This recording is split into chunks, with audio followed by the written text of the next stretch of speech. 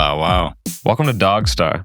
Each week we sit down with a star of hip-hop and R&B, and this week we have Jada Brown in the building. How are you feeling? I'm feeling great. Thanks for having me. Yeah. I'm super excited to be here. Well, we're excited that you're here. Thank you so much for taking time out of your busy schedule to chat with us, chat with fans. Well worth it. At the end of the show, we're going to be checking out two of her tracks off of Admiration, Temporary and Lost. Or what was the full name of Temporary? Everything is temporary. Everything is temporary. But so you can stick say around for that. But let's dive in. Yeah, hop into the time machine. To the origin story. We want to know all about you. So were you born in Minnesota? Well, I'm a mystery, so. That's not going to... I was born in Minnesota. Minnesota Okay. raised. In the Twin Cities.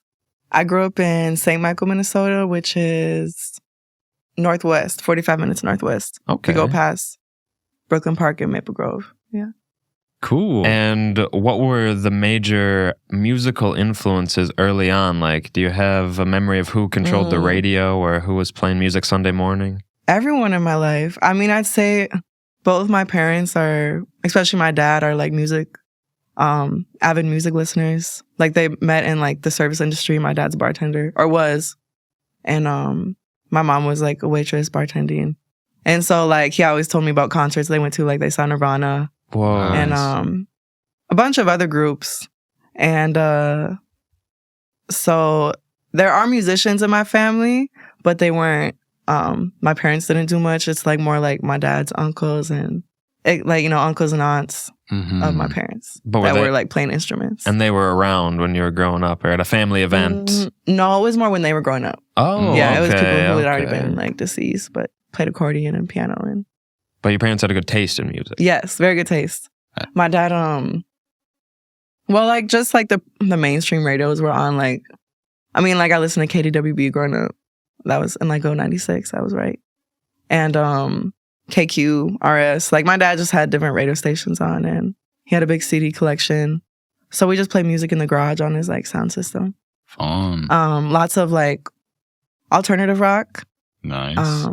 Was like the majority of his collection, but there were some like Arrested Development was in that, was a CD in his CD rack, and Radiohead is a favorite of mine that he that I got from him. So wow, cool. A lot of different influences. And then also in the CD rack was these soundtracks to some of like the old gangster movies, and they had a lot of like doo-wop on them. Yeah. And like I knew like the classics, like the Motown classics, but that really like introduced me to diving in more on YouTube.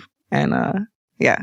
Anyways. That's so cool. I wanted to ask, was it through family or maybe through school or church? Where did you get the singing bug? Where did you get the piano bug, the music bug in general? So my grandma, my mom's mom, wanted one of her grandchildren. And on that side, it's only like 4 of us. My grandma only had 4 of us. Okay. Grandchildren. She wanted one of her grandchildren to be musical. Or to have lessons.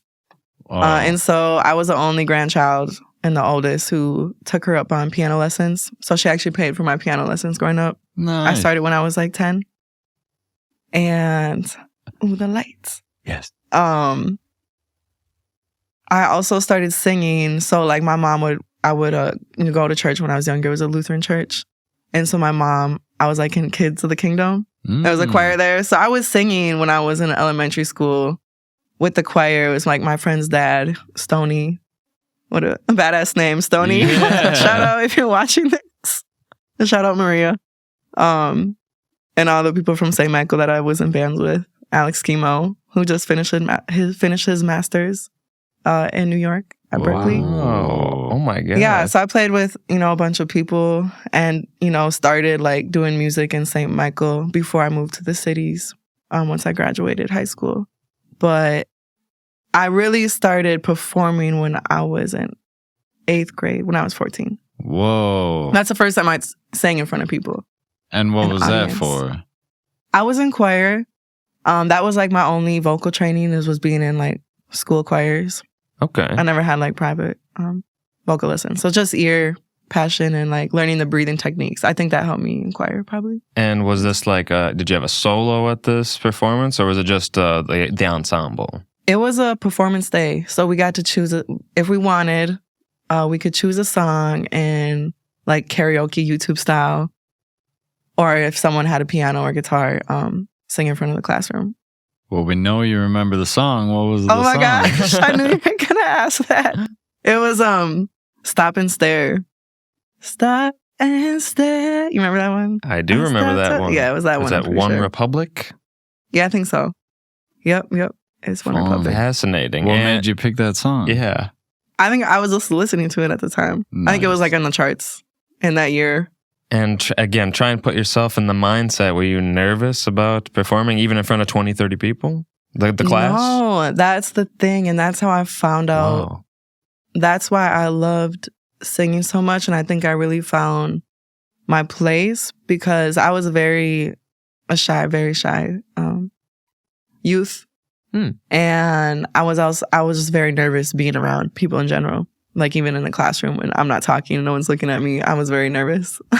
Shy. But when I sang, when I got in front of people and started singing, I felt really peaceful. I felt really calm. And so I found a nook in my life where I could just be. And I think I've carried that with me since I was 14. And I'm 27 now, so I've carried it with me a long time and have done lots of different performances on different stages. Just have lots of experience. That's amazing. Been in a lot of beautiful places. I met a lot of beautiful people.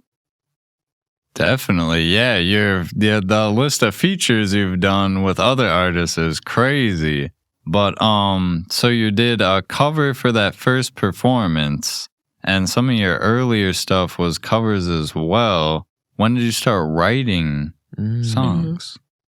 I started writing, I think I was 19. I was going to the U of M and I was staying in an art dorm. Like it was a theater and arts dorm. So it was just like Fun. the coolest kids. Everyone had their own little creative practice and we're all just partying all the time. But in like the theater way. I wasn't in theater, but there was lots of theater folks on the floor and musicians. That's how I met my bandmate Colin. We started Willows on the 12th floor of Middlebrook. Whoa. What was the question? The covers? When did you start writing music? And now it's making me think, I know you write beautiful poetry as well. So was it poems before it was songs? But you were singing so early, you must have known that they were actually... Yeah, they're very interchangeable, as we know. In hip-hop and just in general, music is like poetry. I think of Bill Withers. Very poetic lyrics and so many others. I don't know. I think I started writing poetry and making songs at the same time. Cool. And my process is very different. I know we might get into songwriting lately, but it's just very versatile. I don't have a regimen of what I do in order. It just happens how it should and it flows and it's, yeah. But I did write my first, they're on SoundCloud, like the first 2 songs I did, because I did piano. I composed them on piano and I wrote the lyrics. Sliver of Time and Understand? Yeah. Yeah, Understand. Understand. Yep. Okay, excellent. Yep, and so, I think Sliver Time too. So a lot of people, they do piano when they're younger and kind of forget about it. You obviously held on to enough skill, had enough passion for it to use it in your own music. How did that feel, merging a melody with those words? It felt good. I mean, to make I can't even, it just flows out of the fingers. You get a melody in your head, or I do, and then I make it on piano. I don't write down the notes. So you have to play it all the time to remember it. Whoa. So those early songs, I'd have to like go back and sit down. I almost feel like I'm in that category, like I forgot I play piano. I'm kind of getting back to it because I started doing like more on the production side. I just started collabing people with who made beats already. Right. Because that just seemed like, oh, sweet, there's already a beat. I'm gonna sing on it. But I'm starting to go back to like that more of a as a production side myself. And looking back on those early songs now, can you still resonate with those lyrics personally? Because again, as kind of an objective fan, it seems timeless. But to you, is it tough or therapeutic to listen to those songs so far in the future? No, I actually really enjoy going back and listening to previous creations. Even if I didn't release it, even if it's like snippets of like voice memos or ideas I had, you forget what you make sometimes. And even some demos that are like in the archives, I'm like, wow, like, why didn't we finish this? But that's just part of the creative practice and flow of like just creating and getting them out. And whatever is captured, if I do record a song, like I'm capturing a moment in time. And I think that's what music is capturing a moment in time so you can like revisit it whenever you want. Because I'm definitely nostalgic person. And I think that's why I love oldies. So music is special. You could just revisit that. That's why there's moods on like Spotify. Like what mood do you want to be in? So. I mean, it's always picking funny like day lists now where it's like, sunny orange truck, roller skate. Like they're named crazy, but it is definitely moods for sure. I wanted to ask, was your grandma still alive? I know grandmas sometimes die, but when you released the first songs? Yes, she is. And I don't know if she's heard those ones. What? I bet you she would be the number one fan, just like running the SoundCloud up and up and up. Like, Right, I bet you she would be so pumped to hear those songs. Oh, my grandparents, they definitely come to a lot of my shows, or just in the past few years. They're getting older now and can't stay up super late. But shout out my grandma Karen, my grandpa Tim, and my grandma Janet, Grandma Nee. Yeah, thank you for the piano lessons. Yes. And you said your parents had a good taste in music, weren't musicians themselves. Were they supportive of you in your musical path? Oh, they're very supportive. Awesome. My dad's one of the most supportive people I know and in my life, and just to a lot of other people. And my mom, they both come to all my shows. Or not all my shows, but they make it when they can. They make time out of the schedule to come. And usually like at the release parties, like my whole the Brown side will like pop out at my shows. At Ice House we like got like 4 tables, I think. Nice. So they know it's there. Heck yeah. Fast forward back to 2016, these songs that you had written and recorded, I assume still in university. Yeah. Did you perform these? Any talent shows, whether it's on campus or off campus? I think I performed with some of those on piano at the Hexagon over South before. Yes. Tragically, yeah. That's cool. Yeah, so at some variety shows, I'm trying to think of who's on the bill at that time. I think it was like Martyr. I think Willow Waters was there a show, or Mixty. It was a bunch of folks. Whoa. Yeah. Fun. Yeah, I know you're tapped in with a lot of musicians nowadays, but back in college, you were saying is when you started Willows with the one other person in the group at the time. Yes, Colin Peters. What was that like? That was more like folk music, like not hip hop at all, right? Yeah, it's like we started off like naming it folk, but it's like a lot more. It's like kind of psychedelic, alternative. People have said flamenco. Interesting. Bossa Nova in there, and indie pop. There's a lot of inspirations. And can you paint the picture of your paths crossing? Was it in a class? Was it an open jam? Was it? He lived on the same floor. Okay. And so we're all just like constantly hanging out in the TV lounge. And I think it was the most natural way to start a band. He had his guitar, and whenever I hear something, an instrument, I start singing. Even if I don't hear an instrument, I'm singing. Like, I'm gonna... When I'm walking on the street, I sing all the time, and people think it's weird. I don't really think about that. But boom. Riffing on the guitar. Boom, you started singing. Yeah, we started singing. We made songs just like that. Oh my gosh. Yeah, and it's grown from a 2-piece to a 6-piece group with a string ensemble. Whoa. And, it's a really flourishing group, and it's time to like let go into the music. Were you able to utilize any of your piano skill in that group, or was it mainly vocal or arranging, perhaps? Mainly vocals. Okay. Colin does all the arranging now. So yeah, he does all the string and guitar arrangements, and I write some lyrics for that. Cool. But I don't have a part in production. But yeah.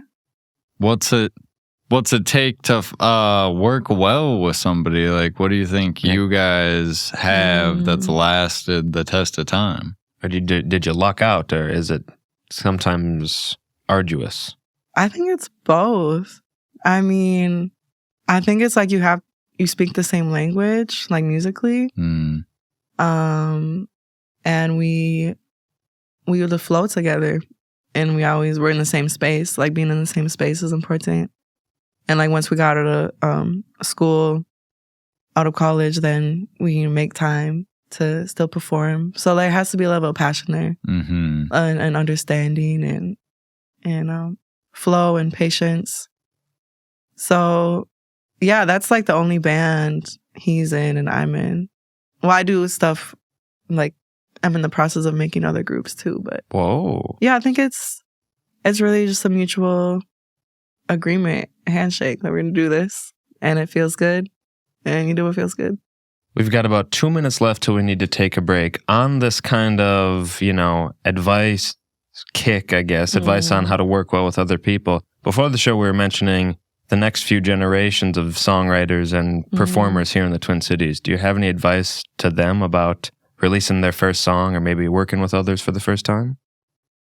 I would say be yourself, and believe in yourself even when you're not feeling inspired. I guess that's more for like beginning people who are just starting to put their music out. Yeah. Because there'll be periods in your life where, you're kind of feel stuck. Maybe it's in songwriting or whatever it is, but you're still a creative. You're still an artist, and you need that time to reflect so you could put all the stuff you're reflecting on into the music. And it's for the long haul. That's how I think of it. It's for the long haul. So you just be consistent and do what feels good. Yeah. Well, we appreciate you being so consistent and dropping music and being yourself, truly. Yeah, I try. It's the only way I know how to be. Heck yeah. Make sure you follow Jada Brown on Instagram, Downtown Jada Brown. You can look up Jada Brown on SoundCloud, Spotify, Songkick, and Bandcamp. You can support the artist, Bandcamp, baby. You can follow us, DogStar Podcast. Is there any other socials I missed for you, or is Instagram your main one? I don't think so. You can follow me on Facebook. I'm active. I have different periods of time where I'm active on different. Or does Willows have an Instagram? Socials. Yeah, at WILLOWS MPLS. Excellent. We'll be right back with more Jada Brown here on DogStar. Bow wow.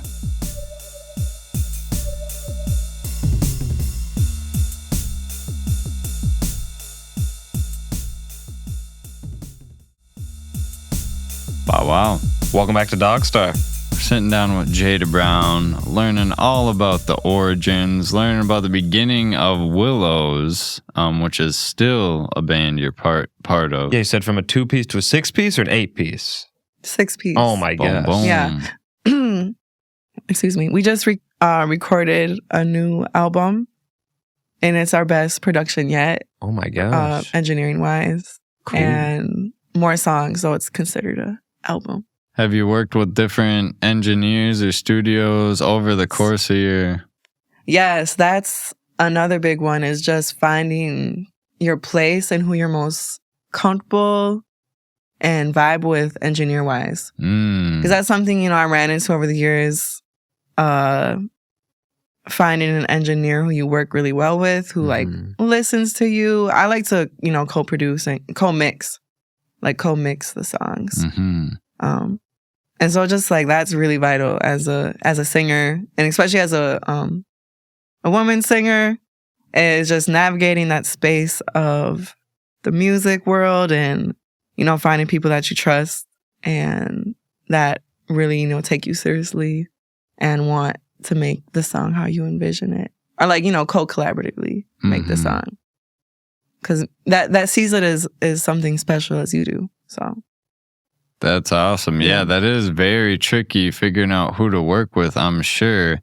And so you're saying like being able to communicate what you want probably early on, because if you've been through a few, some of them didn't work out, it sounds like, or like, found more natural, more comfortable. So yeah, feeling comfortable and communicating what you want early on. What else can someone do to like know if a connection is going to be right for them?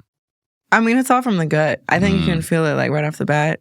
Like, oh yeah, we just on the same wavelength. And there's like, there's a lot of great engineers and producers in the city, and like some that I've known for years that I still haven't worked with. So there's a plethora. Like you can't say there's no circle or like there's the scene's terrible. The scene is amazing here. Twin Cities music scene is great, and you can definitely find a pocket. Everything's meant to be. So I think we do meet the people we need to meet to make magic. Speaking of meeting the right people or paths crossing, we're bleeding into 2018, 2017 era when the collaboration between Pharrell and yourself kind of blossomed.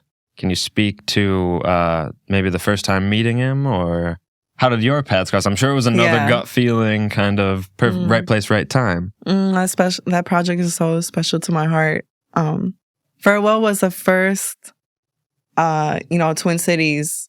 He's from the North Side. So I should say like Minneapolis musician I collaborated with after moving here in 2016 is when I officially like moved to Minneapolis. I forget where we met because I have a terrible memory, but I'm pretty sure we met through my good friend Dek Abdi, who's also a poet and a MC. And we have a song. You probably wrote it down because you guys are great. Maybe not. Which one? It's on his project Northside Nomad, Southside Somali. Trials and Tribulations.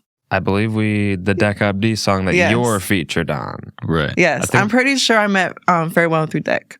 Cool. And Farewell, if you know him, he's just a super passionate, one of the best MCs in the Twin Cities that I know. And he invited me to be on this project. He was super stoked about it. Wow. And he wanted to make a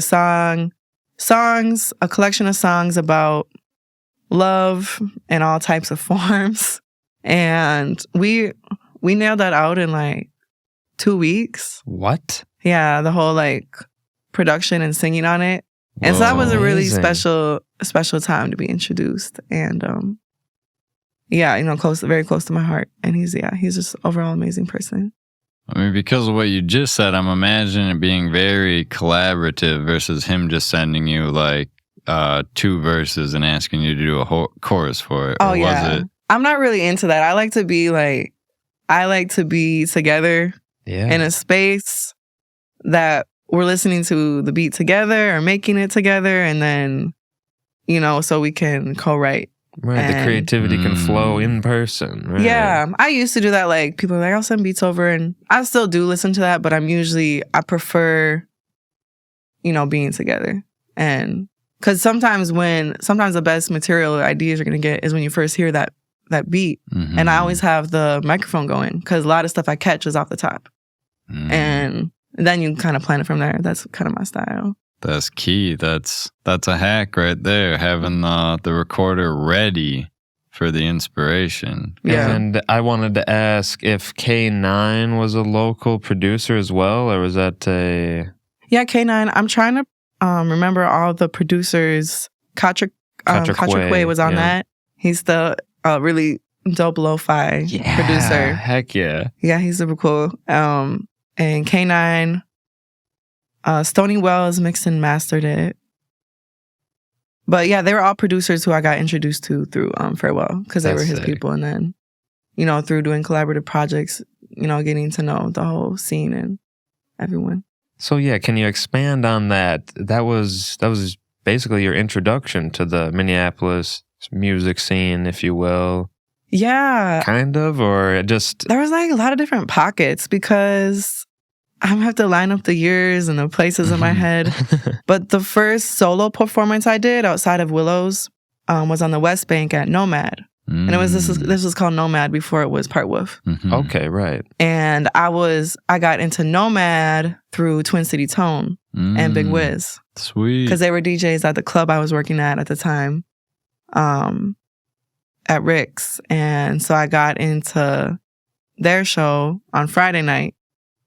And that's how I got to Nomad. And I don't know if that must have been after Farewell, because after my project with Farewell, because I started performing at Nomad in 2019. Okay. Maybe 2018. 2019, yeah. And what was that first song you performed at Nomad? It was If you could recall. It must have been off. I started making the songs that are featured on Admiration in 2018. I think some of the first songs I wrote for that were in 2018. Okay. At the end of 2018. Miss And Blue, then- Like I Do. Yeah. Yeah. Yeah, Miss Blue was my first single I released off that project. So it had to be Miss Blue. What do you like better, with the band or by yourself up there with just the hip hop style with the instrumental and just the mic? I love it all. I don't even have a favorite. I love variety and I have lots of different music inspirations. I mean, I've been really looking back. I've been in the hip hop scene in Minneapolis and the Twin Cities, and so like the past few years. So I'm kind of going back to like band, but it's just really natural because I love R&B and hip hop, and I had met Adrian through the time, through his dad. He was an advisor at the U. So that's how I met Adrian. But after I started getting introduced, I was introduced to Big Zach through my friend Deck. And he had me on, he was throwing a show for Mayday, doing a fundraiser for Mayday at Pimento. Okay. And that's how I met Mike the Martyr and Sophia Eris. Whoa. And so I guess there's a lot of different pockets where I met like faces in the hip hop scene in that time of like 2018, 19. And I forgot what the question was. No, because it's one big. Well, no, it's related to what I was going to ask. Of just to someone just entering the scene, it seems daunting. How will I ever meet this many people? How will I ever get an opportunity to get on stage? Can you speak to that at all? It seems very natural, but as far as I know, you could have been diligently following up with people every day. I mean, I didn't really think about it like that. I just saw the stage. I saw people doing music, and I'm like, I love doing music, so I'm gonna hop on stage. Whoa. That's like the only part I'm not fearful in my life is music. And like I try not to live with fear. I don't think any of us should, but music was always that space where I just wanted to jump right in. And so it's a music family. I consider it family. So it was just really natural to jump on the spot. And it takes like, looking back retrospectively, it's like then you see how intricate all those connections are. But it's wild. Yeah, I mean, you mentioned that Sophia Eris track. That was a fun gem to find in our research. Yeah, quarantine. That was during quarantine. I was not inside. I was outside. Oh, I don't know. I think a lot of us in Minneapolis can relate to that because the uprising, of course. So right. We're outside, so Quarantine Bay was like, who's a sneaky link? I can invite over. Yeah. Make sure you're good. The sanitized bed or whatever the line is. Exactly. Can you tell us who designed the album cover for that track with you and Sophia Eris? I think we just picked a picture. Me and Marty were talking. We're like, let's do one of those masks because it was COVID. And yeah, that was a fun track. That whole summer, just over at the house. It's a legendary house. A lot of musicians had been over there. I think Lizzo was over there back in the day. So wow. Yep. Matthews Park, the house over by Matthews Park. That was artist house. I love it. Yeah, never forget. And so that was, we're 2018, 2019. The stuff didn't really drop on, it wasn't like Spotify, it was all SoundCloud. What was the switch, or why the switch? I kind of took a break from, I started off the songs for Admiration. I started writing end of 2018, and I think I've recorded the last songs in 2020. And it didn't drop till 2022. just through COVID, I think I kind of put my music off to the side for no specific reason. I just wasn't on my mind. And I just ran into like going back to like working with engineers and producers. Me and the person who produced the music, Adrian, it was not, there were some things going on and he wasn't taking accountability for his actions. So it was just like stress around the project. And so that was like, that had a part to do with like the delay. Right. And yeah, kind of like, do I want to be in this music scene that's full of so much nastiness, I guess I'll say, for lack of a better word?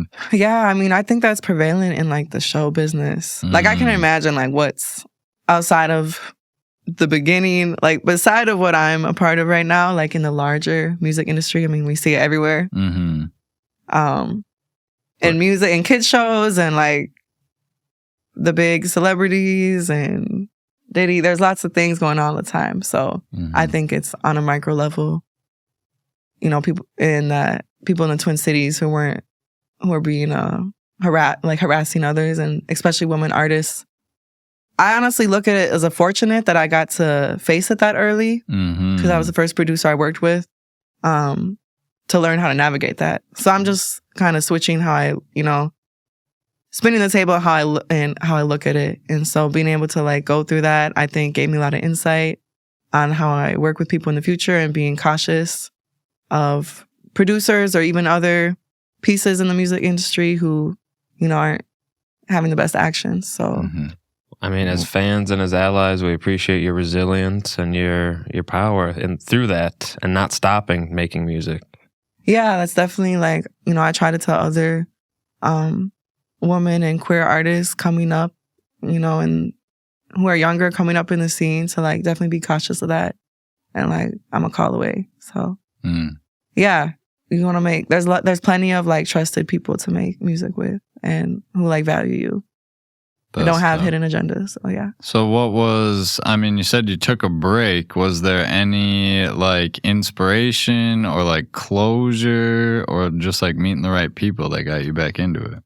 Well, I wanted to release it because I spent so much time on it. Yeah. I'm like, well, I'm not going to let all this take away from what I made and the work I put in. And so I released it end of 2022. And that was a big breath of fresh air because you hold it inside of you. We want to keep it good in life. It's good to making one step ahead of each other and not sit too long in one spot. So just paved the way for new music to come along. And I'm super close to finishing up production with my newest EP that's out. What? And it's like different style, not completely, but it's different style. I mean, I have to ask, exciting. What more can you tell us about that? I don't want you to give away too much, but is there a tentative name? When can we expect it? The name is Far From Anonymous. Oh, wow. And it's an album we were talking about my dad earlier and how much of an inspiration and supporter he is. The album is about a lot of things. It's about grief, fatherhood, romance, and staying present and staying present in your journey and, reaching for the stars. Wow. Through like hard times. And I lost myself in the train of thought. But it sounds like some more personal content. I mean, the lyrical content, excuse me. Was it him on that track that you sent? Am I thinking of the right track? There's a sample? That was, no. Yeah, I did send you an exclusive track because I love you, DogStar. They get the exclusives. No, that's my deceased partner, Travis, who was on the track. Because the EP, I'm making an EP about ending the stigma of overdoses. He passed away from an overdose in 2021. So that also, I felt like I kind of took a pause from like performing and putting music out. Because I just was like present in what I was going through. And but I still, as a story writer, as a storyteller, and as a songwriter, I felt like I felt like I needed to share that story. Because I have this gift of putting music out that others can hopefully find support or assurance in.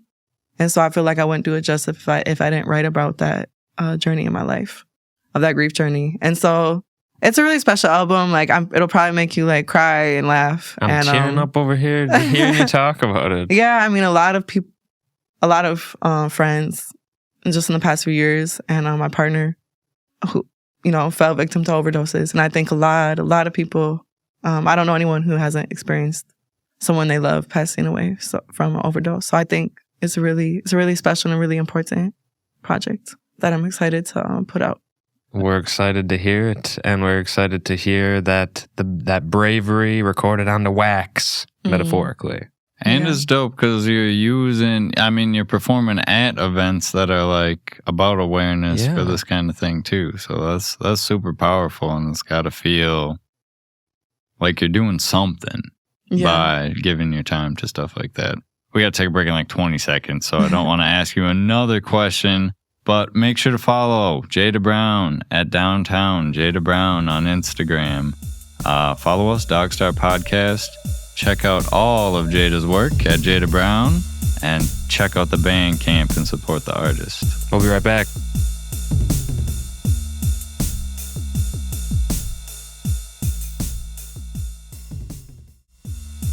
Oh, wow.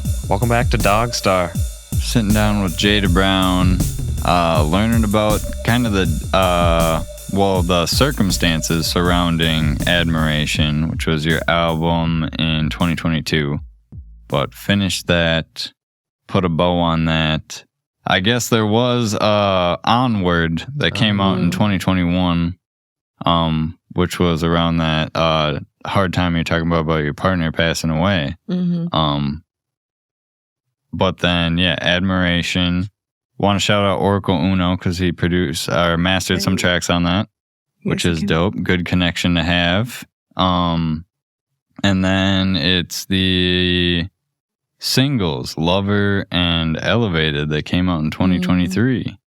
Jada Brown and Chalk Villa. Yes. How did that collab come about? I've known Chalk for a few years. Sweet. There were some like beat battles going on, and he was there in 2018 at some place. I don't know the name of warehouse. That's when I kind of was getting back into starting making music. When I was feeling more like myself again. Yeah. And that was a track that was like, we were talking about the archives earlier. Like The Vault. That Lover was one from the Vault that we came back and like kind of recreated. Cool. And just kind of got to step into a different genre, more of a dance vibe. That was fun. And then Elevated, that was a track that Nostalgia that he had sent to me. And at that point I was like, anyone send me a beat, I'm gonna make a song. But not just anyone. Me and Nostalgia had been talking for a while, and I was like, I'm an oldies fan. Like I said earlier, I'm a big oldies fan. It's like what I listen to a lot of my day. And I was like, I want you to like can you flip the sample? And it was a Bob and Jean. I was not. I started talking about my other music, but I wanted him to flip the sample, and he flipped it and made it out of it. Good deal. And while we're talking about Elevated, I broke a rule. While we're talking about Elevated, let's talk about that music video. Yeah. How did you have that vision in your mind when you wrote to perform that song, or was that Focus Media's kind of creative direction? That was all Focus Media. Really? He's an incredible filmographer. That's amazing. And just like a great communicator. Routine, this is like the schedule, we're going to get done. And he had all the vision, like it was super professional process to work with him, and very, very awesome. Like the color in the video is incredible. And I was like, I wanted to make a video. I was like, I want to put a song out in a video. We haven't done anything in like 2 years. So like, need to go big. How can you compare that experience with working with Pulido Don with Like I Do a few years earlier? Was it similar, easier, harder? Like I do. We filmed that a few days before George Floyd was murdered. Wow. I remember it very vividly. And that was more, that video, they're super fun in both their own rights. There wasn't really, what do you call it when a video has a... Shot list? Yeah, shot list. Like, we kind of were just doing it as we go. The shot list for Like I Do, classic video. Minneapolis club hit. Hey. Yes. Strip club hit. For Elevated, Focus laid out more of the shot list scene by scene. So it was like perfect for me as an artist to be like kind of step back. I mean, sometimes I have ideas or want to direct, but for me, it's like, I really want to bring other people's visions and creativity out to life. Is it hard to relinquish that control sometimes, or can you just use that time to focus on the music? Do you mean like, is it hard to like share space? Or like somebody else playing a music video for your song? I love it. I love to see how other artists or just fans in general interpret my music. I'm not super attached to like, I love to see how just in life in general, like I try not to have grudges or try to live like a butterfly. Yeah. No, that's a good mindset to have or to try to have. Yeah. I don't need to like, I'm grounded, but I'm not, I don't like to be grounded in resentment. And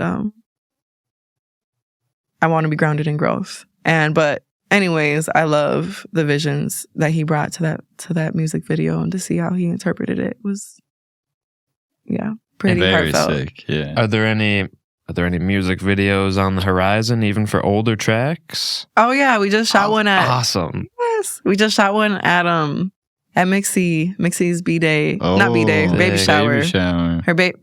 Her baby's birthday. That's awesome. And a Mother's Day performance.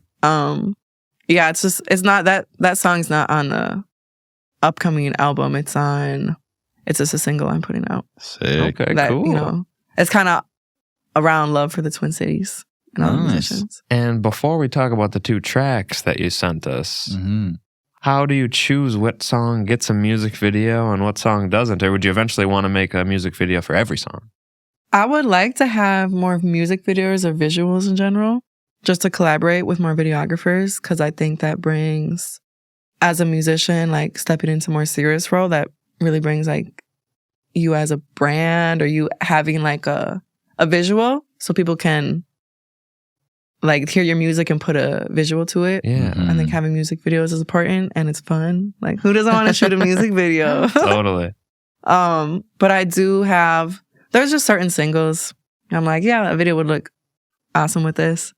And then for the upcoming release, like I want to, I'm in the plans of making a music video for one of the songs on there. That's so exciting. Yeah, I love that. We talked about kind of that sneaky track that we got sent off. You were saying on the 9th you're performing with WILLOWS at the Cedar Cultural Open Streets. That's July 9th. WILLOWS is opening for Frank Buffalo Hyde at Cedar Cultural Center. Sweet. Oh my gosh. It's going to be a super fun show. We haven't performed at Cedar, but I already know they have great sound there. It's a historic venue. Last summer, I performed at Open Streets on Cedar, which was the closest thing that came to Cedar Fest back. Back in the day. I don't know when it stopped. This is from the 1990. That's so cool. I got it at Time Bomb Vintage, and so I was like, no way.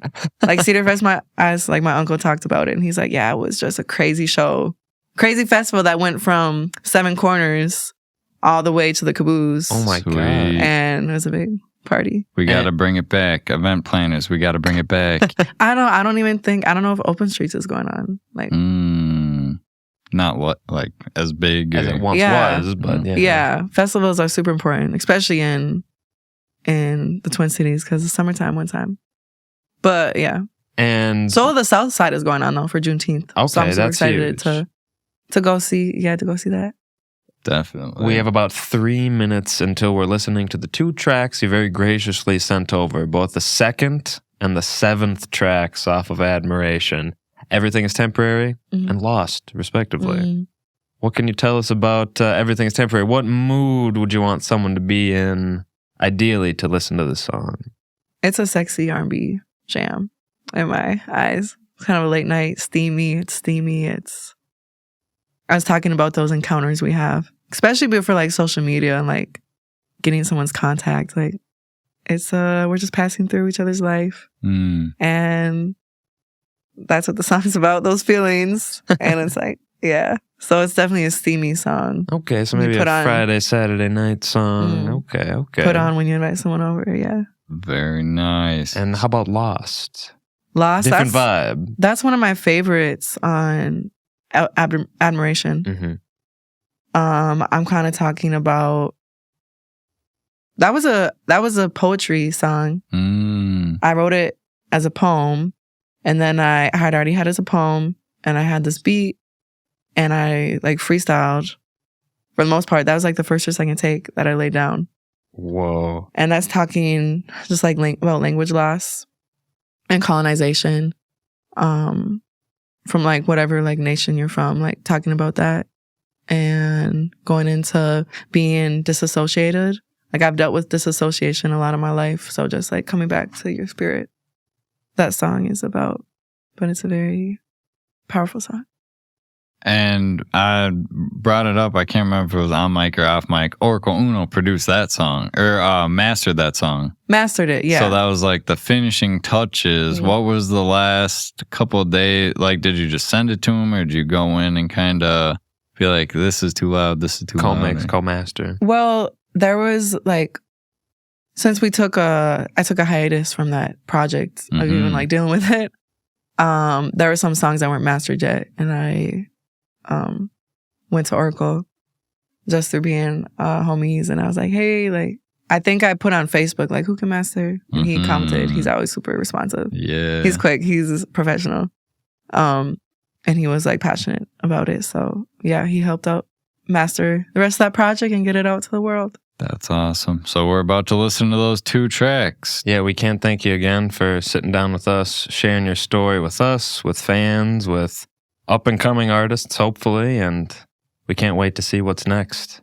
I'm honored. Thank you, DogStar, and keep doing your thing and highlighting the Twin Cities music scene. That means a lot. Thank you. Yeah, we're happy to do it. We got 20 seconds left. Any last-minute advice for anybody watching or message for yourself for the future? You are the power you create in you. Da-da-da-da-da-da. Boom. There we go.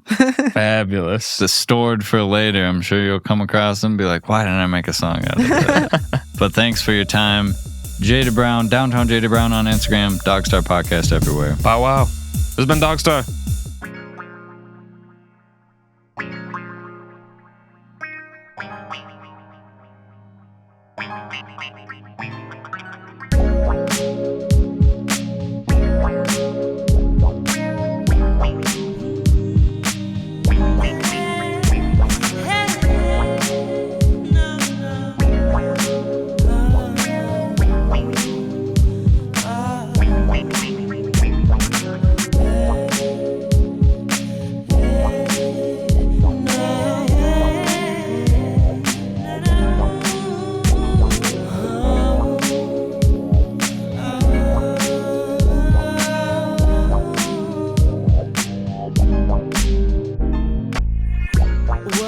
Lost when a language is lost, when the body language don't match, when the emotions become hard to enact what is intact.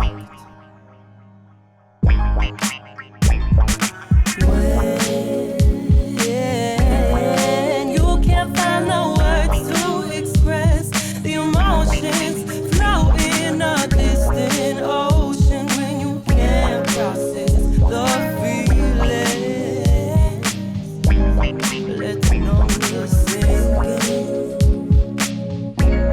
Let the numbness sink in.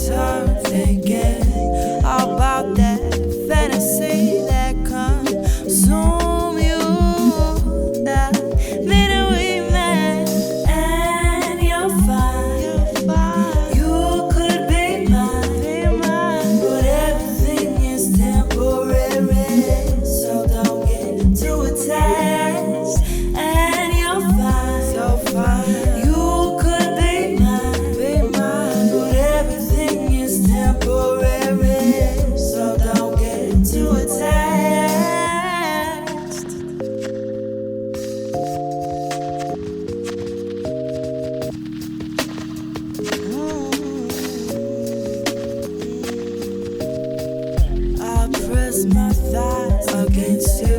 Dug my nest deep in you and say we won't meet again. Who I'm with is not your concern to be involved with.